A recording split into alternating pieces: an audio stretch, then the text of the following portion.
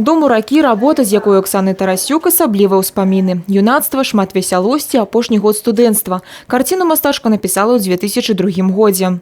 С этой картиной связано много впечатлений, потому что это была практика, это были пленеры, это было очень интересно, мы ходили, наблюдали за всем. Эта работа, я всегда на нее смотрю и вспоминаю.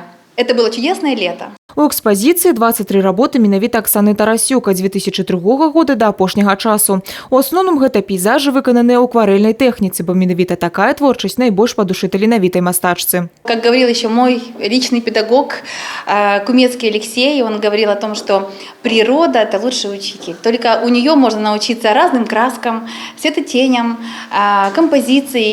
Детские работы отличаются от моих, потому что, естественно, дети рисовали на заданную тематику, и поэтому здесь разные техники, разные стили, и очень мне приятно, что есть дети, которые тоже любят акварель, так же, как и я, есть дети уже, у которых есть свой почерк.